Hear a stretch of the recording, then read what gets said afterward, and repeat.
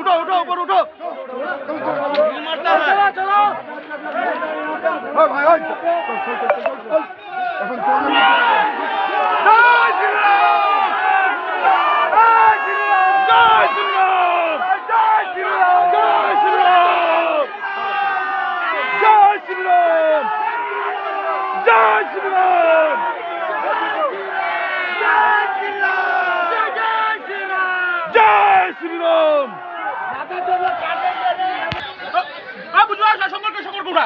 শঙ্করকে উঠাকে শঙ্করকে উঠা শঙ্করকে উঠাকে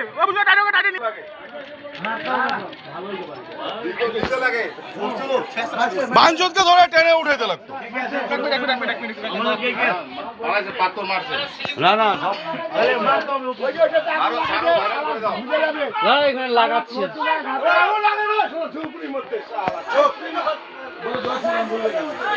কেন বলবে না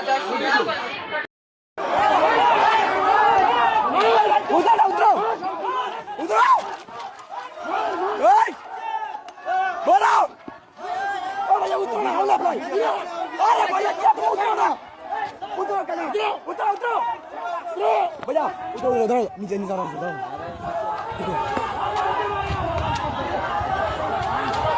देख सकते हो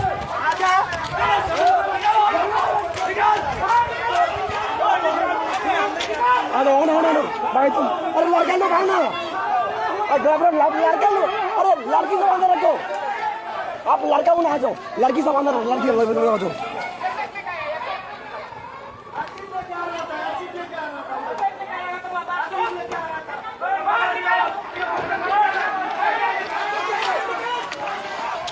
भैया लड़का लोग उतरो ना भैया लड़का लोग तुम उतरो ना भैया ओ भैया लड़का लोग उतरो लड़का लोग आ जाओ भागे तुम आ जाओ नीचे रहना लफड़ा नहीं करना नीचे रहना पड़ेगा बस हिम्मत देना पड़ेगा मार के भागा इधर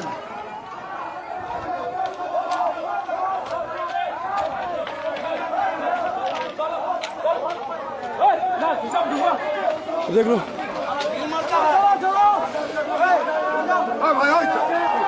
চলো এখন তোদেরকে পিটাবো আমি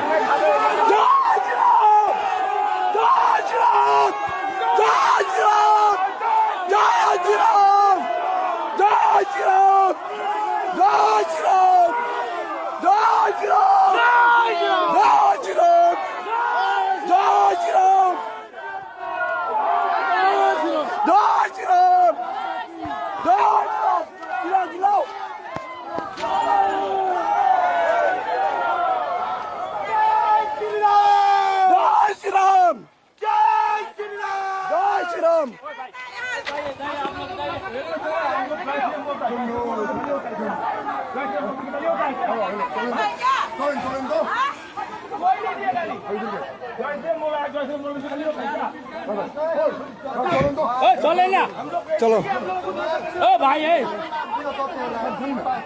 आप लोग जाइए बादल कटना है बादल तो भैया सेफ्टी के लिए पूछ नहीं होगा पूछ करने से हम लोग सब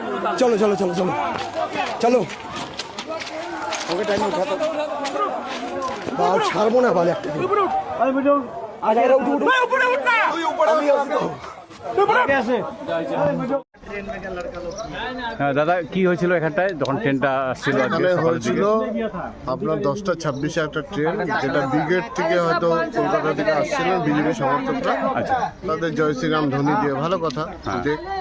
এখানে কিছু মহিলা দাঁড়িয়েছিল, যেখানটায় হচ্ছে ওরা বাজে অঙ্গভঙ্গি করে এবং প্রাইভেট জিনিস দেখানোর চেষ্টা করে।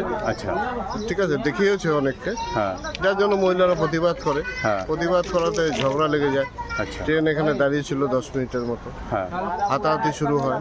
এখানকার একটা ছেলে প্রতিবাদ করাতে তুলে নিয়ে যাচ্ছিল। আচ্ছা, যাই হোক মহিলারা ওদেরকে থেকে ছিনিয়ে নেয়, নেতাগত মারধর করতো, ঠিক আছে, এবং ঢিলও পুরো পাড়াতে ঢিল ছোড়াছড়ি করে। আচ্ছা, এগুলো তো অসভ্যতামি না?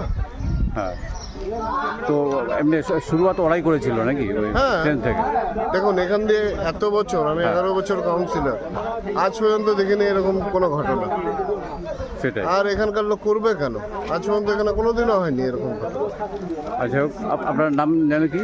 Pintu Ghosh, councillor, ward number 7। Wonderful, ঠিক আছে, থ্যাংক ইউ। আপনাদের সাথে কি হয়েছিল শিলিগুড়ি? গতকাল প্যারেড গ্রাউন্ডে ব্রিগেডের মোদিজির যে জনসভা ছিল, আমরা সেই জনসভার উদ্দেশ্যেই গিয়েছিলাম। ফেরার পথে আমি ভুল করে আলিপুরদুয়ার ট্রেনে উঠে পড়ি। আসার পথে শিলিগুড়ি জংশন ঢোকার আগ মুহূর্তে যে রোহিঙ্গা বস্তি আছে, সেই রোহিঙ্গা বস্তিতে কিছু রোহিঙ্গা ছেলে আমাদের ট্রেনে ঢিল মারে। এরই প্রতিবাদে আমরা সবাই ট্রেন দাঁড় করিয়ে নেমে পড়ি। এবং এই রোহিঙ্গাদের এত বড় সাহস, তারা পাকিস্তানের স্লোগান দিচ্ছে বাংলার মাটিতে দাঁড়িয়ে। দিদিকে উদ্দেশ্য করে বলছি, আপনি এদেরকে এখনো সাবধান করুন, না হলে 26-এর নির্বাচনে আপনাকে আমরা হিন্দুরা বুঝিয়ে দিব যে আমরা কি জিনিস।